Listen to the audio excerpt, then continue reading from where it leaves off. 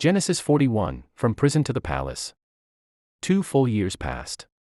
One night, Pharaoh had a dream. He stood by the Nile River, watching 7 fat, healthy cows come up from the water and graze by the reeds. Then 7 thin and sickly cows came up after them, and the thin cows swallowed the fat ones. Pharaoh woke up, troubled. He fell asleep again and dreamed a second dream. 7 healthy heads of grain grew on one stalk. Then 7 thin, scorched heads sprang up and devoured the healthy ones. Genesis 41 verses 5 to 7. In the morning, Pharaoh sent for all the magicians and wise men of Egypt. But no one could explain the dreams.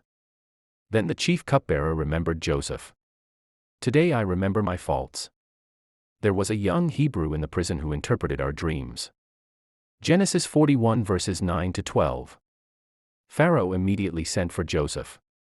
Joseph was shaved, cleaned, and brought before the king. Pharaoh said, "I have heard you can understand dreams." Genesis 41 verse 15.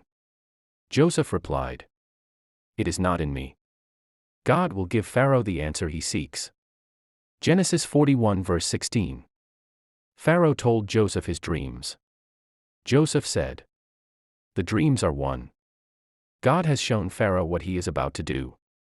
Genesis 41 verse 25. 7 years of great abundance will come over Egypt.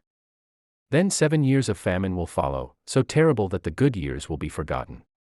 Joseph advised Pharaoh to choose a wise man to store grain during the good years. Pharaoh looked at his officials and said, "Can we find anyone like this man, in whom is the Spirit of God?" Genesis 41 verse 38. He turned to Joseph. "You shall be over my house. Only in the throne will I be greater than you." Genesis 41 verse 40. Pharaoh placed his signet ring on Joseph's hand, dressed him in fine linen, and put a gold chain around his neck. Joseph rode in the second chariot of Egypt, and people bowed before him. Joseph was 30 years old when he became ruler of Egypt. During the 7 good years, Joseph stored grain in great abundance. Then the famine came, not only in Egypt, but in all lands.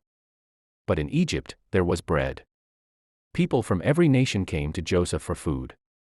And Joseph's destiny was only beginning.